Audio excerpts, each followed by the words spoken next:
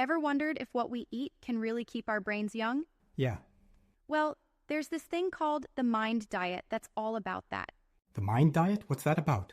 Yeah, so the MIND diet, it stands for Mediterranean-Intervention for Neurodegenerative Delay. It's like a fusion of the Mediterranean and DASH diets, Right. but focused specifically on brain health. Oh, that's interesting. So it's designed to reduce the risk of Alzheimer's and dementia? Exactly.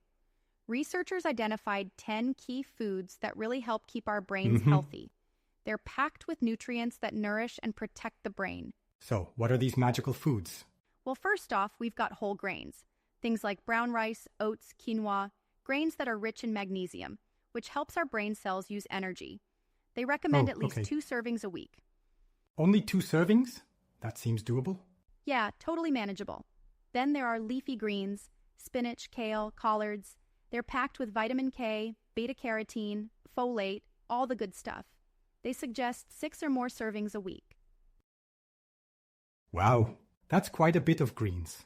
But I guess salads make that easy, right? Absolutely. And then berries, at least 2 servings a week. Berries are like superstars for the brain, loaded with antioxidants that reduce inflammation and strengthen neuron connections. Nice. I love berries. So you're telling me my smoothie habit is actually helping my brain? Exactly. And nuts are on the list too. Almonds, walnuts, pistachios.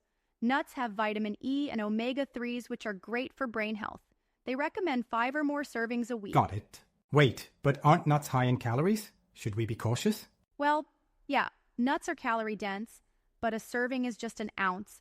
It's like a small handful. So as long as we keep portions in check, we're good. That makes sense. What else is on the list? Beans, 4 or more servings a week. They're full of magnesium, folate, and fiber, which helps control blood glucose levels. Important for brain health. So like chickpeas and lentils? Exactly. And then we've got vegetables, especially a variety of them. 7 or more servings a week. They're packed with vitamins like folate, which supports cognitive function. That's a lot of veggies, but I suppose if we include them in every meal, it's doable. Definitely. Oh, and here's an interesting one. Wine. They say up to 1 glass a day can be beneficial. Really? Wait. Wine is good for the brain? In moderation. It's still unclear why, but some studies suggest that moderate wine consumption can have health benefits, but more than 1 glass doesn't help and can actually be harmful. Right. So no need to overdo it then. Exactly. And fish is on the list too, at least 1 serving a week, especially fatty fish like salmon. They're rich in omega-3 fats, which reduce inflammation and help build brain cells. Gotcha. I always knew salmon was good for me.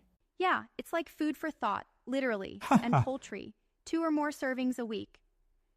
Chicken and turkey are rich in choline, a B vitamin important for brain function.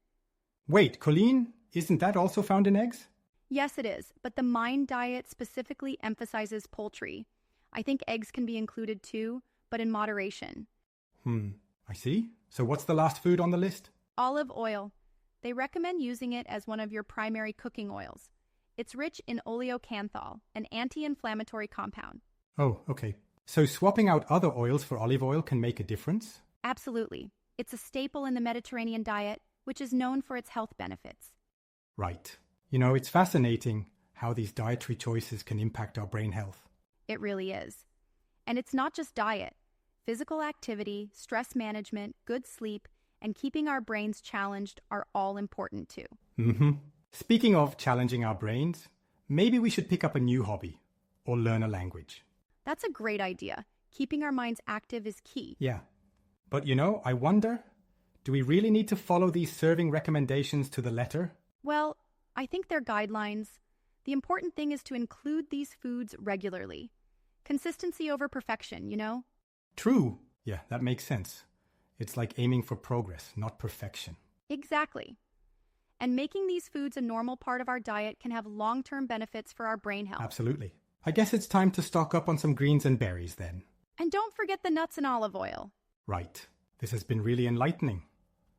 Thanks for sharing all this info. My pleasure. It's always great to talk about ways to keep our brains sharp. Definitely. Before we wrap up, is there anything else we should keep in mind? Just remember that a healthy lifestyle overall makes a difference. So, balanced diet, exercise, sleep, all the Got good it. stuff. Well, here's to keeping our brains young and healthy. Cheers to that, and maybe with a glass of wine, just one, of course. Haha, of course. Thanks again for the insights. Let's catch up soon.